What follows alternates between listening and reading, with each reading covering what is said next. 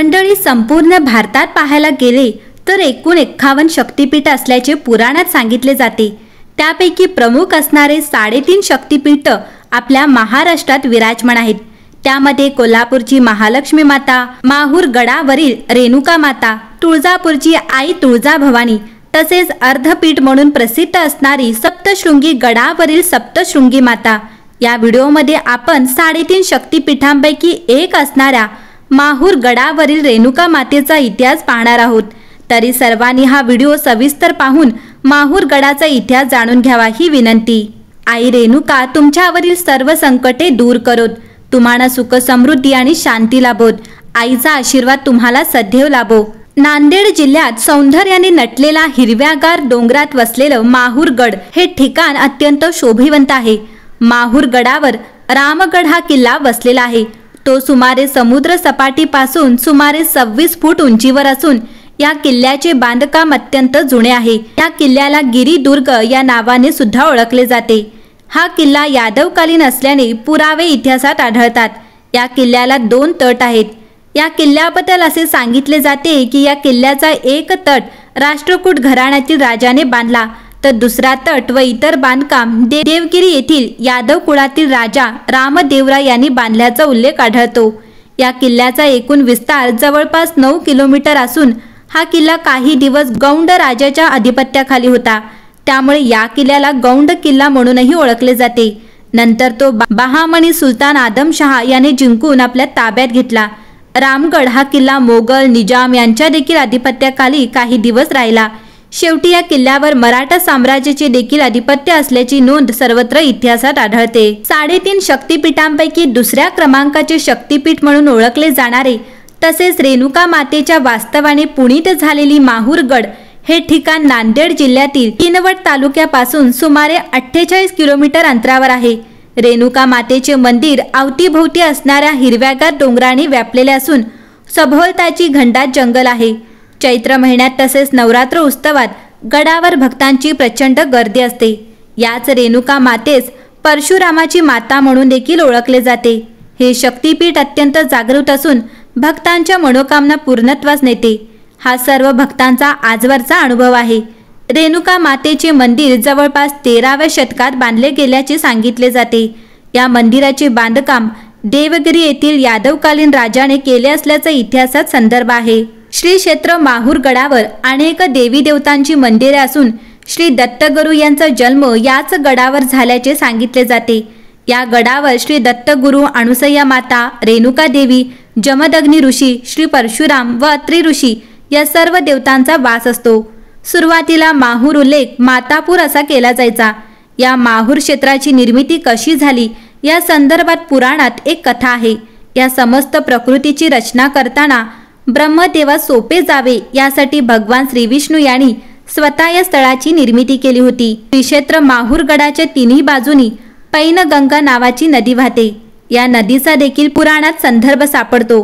तो सांगायचा झाला श्री क्षेत्र लोणार येथे श्री विष्णुदेवाने लवणासूर दैत्यांचा वध केला। त्यामुळे आनंदित होऊन प्रत्यक्ष ब्रह्मदेवाने विष्णूंचे चरणकमल आपल्या स्वतःच्या हाताने धुतले। त्यावेळी त्या पाण्याचा प्रवाह तयार झाला। तो पुढे एका नदीत रूपांतरित झाला। श्री विष्णू देवांच्या चरणस्पर्शाने पावन झालेल्या प्रवाहास पैनगंगा हे नाव दिले गेले। याच नदीला प्राणहिता म्हणून देखील ओळखले जाते। रेणुका मातेच्या मंदिरापासून काही अंतर गेलं की दत्त शिखर व अणुसुया शिखर हे प्रसिद्ध 2 शिखर आपल्याला पाहायला मिळतात। दत्त शिखराच्या पायथ्याशी घनदाट झाडी असून हे ठिकाण अत्यंत उंच आहे। या शिखरावर अनेक देवदेवतांच्या मूर्त्या तसेच साधू महंत व गोसावी महात्म्यांच्या समाधी आहेत। तिथे श्री दत्तगुरूंची धुनी असणारे मंदिर आहे।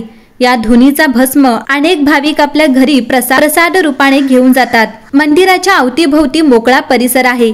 या दत्त मंदिराच्या शिवारात श्री दत्तगुरूंचे नियमित रूपाचे वास्तव्य असल्याचे सांगितले जाते। शिखरावरील मूळ दत्तगुरूंचे मंदिर लहान स्वरूपाचे असून त्या मंदिराची बांधणी इसवी सन 1297 मध्ये थोर महात्मे मुकुंद भारती यांनी केली आहे। या दत्त शिखरावर अनेक गोसावी साधूंचे येणे जाणे चालू राहते। दत्त शिखराच्या जवळच काही अंतरावर अणुसुया शिखर आहे। इथे सुद्धा अणुसुया मातेची मूर्ती असून जवळच अत्री ऋषींचा आश्रम सुद्धा आहे। या आश्रमात अत्री ऋषींच्या पादुका ठेवलेल्या आहेत। याच ठिकाणी अत्री ऋषींच्या तपश्चर्याची त्यांना फलप्राप्ती झाली। म्हणजे अनुसया मातेच्या घरी ब्रह्मा विष्णू महेश यांनी एकत्रित अवतार घेतला व दत्तगुरु यांच्या रूपाने त्यांना पुत्रलाभ झाला। दत्तगुरु हे नियमित रूपाने पंचालेश्वर येथे स्नान करून श्री क्षेत्र कोल्हापूर येथे भिक्षा मागतात व रात्रीचा मुक्काम ते न चुकता आपल्या माय माऊलीच्या सानिध्यात येऊन माहूरगड येथे करतात। याचा पुराणात आजही उल्लेख आढळतो। माता रेणुका देवीबद्दल पुराणात एक आख्यायिका आहे।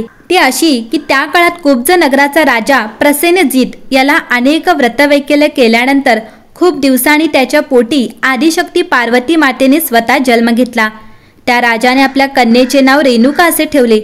पुढे काही वर्षानंतर रेणुका उपवर झाली तेव्हा राजाने तिचे लग्न शिवशंकराचे अवतार असणारे जमदग्नी ऋषी यांच्या सोबत लावून दिले।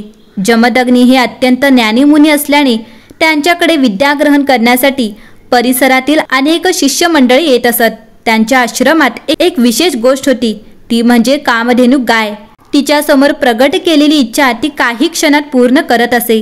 त्यामुळे त्या कामधेनू गायीची कीर्ती सर्व दूर पसरली होती। या कामधेनू गायीची माहिती त्या नगरातील राजा सहस्त्रार्जुन पर्यंत सुद्धा पोचली होती। या आगळ्या वेगळ्या कामधेनू गायीची ख्याती ऐकून राजा सहस्त्रार्जुन याला तिच्याबद्दल मोह उत्पन्न झाला। अगदी कुठलाच विलंब न करता तो राजा आपल्या सहकार्याने घेऊन जमदग्नी ऋषींच्या आश्रमात आला। तो ऋषींना कामधेनू गायीची मागणी करू लागला तेव्हा या मागणीस जमदग्नी ऋषींनी नकार दिला। त्याला ऋषींचा प्रचंड राग आला व त्याने ऋषींच्या आश्रमावर तातडीने हल्ला करण्याचा आदेश आपल्या सैनिकांना दिला। आपल्या राजाच्या आदेशामुळे सर्व सैन्याने जमदग्नी ऋषींच्या आश्रमाची संपूर्ण नासधूस केली। तसेच राजाने जमदग्नी ऋषींचा जीव घेतला व आपल्या सोबत कामधेनूला घेऊन गेला। काही वेळानंतर जमदग्नी पुत्र परशुराम आश्रमात आले तेव्हा बघता आता आश्रम संपूर्ण नष्ट झाला होता। तसेच वडील जमदग्नी मृत अवस्थेत जमिनीवर पडलेले होते। परशुराम व रेणुका माता यांना जमदग्नी ऋषींच्या जाण्याने अत्यंत दुःख झाले। तिथे घडलेल्या प्रसंगाची चौकशी केल्यावर परशुरामाला राजा सहस्त्रार्जुन याचा भयंकर राग आला व त्याने संपूर्ण क्षत्रिय लोकांचा नाश करण्याची प्रतिज्ञा केली। आपल्या वडिलांचे अंत्यसंस्कार करण्याकरिता परशुराम कोरी जागा शोधत होता। त्याने एक कावड करून एका पारड्यात माता रेणुका व दुसऱ्या पारड्यात आपल्या वडिलांचा मृतदेह ठेवला आणि ते कोरी जागा शोधत फिरू लागले।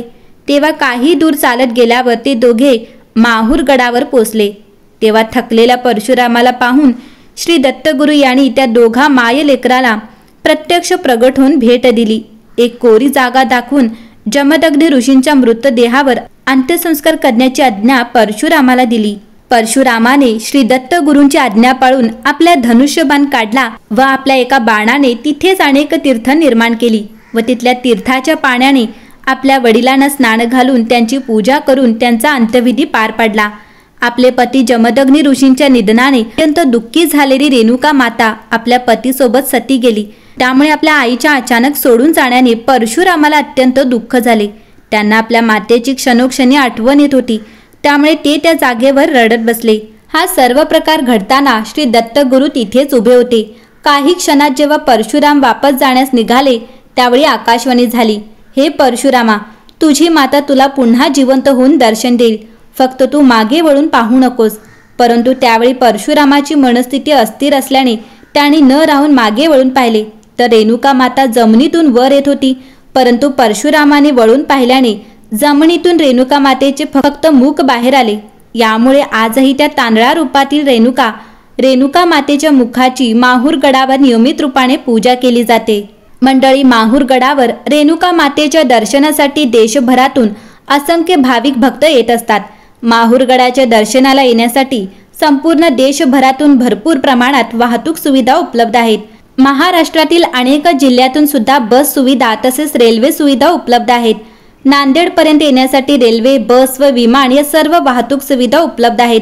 दक्षिण मध्ये रेल्वेचे ठिकाण असणाऱ्याला नांदेडला अनेक जिल्ह्यातून रेल्वेने येता येते। नांदेडवरून माहूरगड पर्यंत जाण्यासाठी महामंडळाच्या बस तसेच खासगी वाहतूक सुविधा उपलब्ध आहेत। मंडळी, माहूरगडावर आधारित हा व्हिडिओ आपल्याला नक्की आवडेल। या व्हिडिओमध्ये मी माहूरगडाची सविस्तर माहिती आपल्यासमोर मांडण्याचा प्रयत्न केला आहे। तरी सुद्धा माहूरगडाची अजून माहिती आपल्याकडे असेल तर कॉमेंट बॉक्समध्ये आवर्जून कळवा। तसेच हा व्हिडिओ जर तुम्हाला आवडला असेल तर तुमच्या मित्रांपर्यंत शेअर करायला विसरू नका।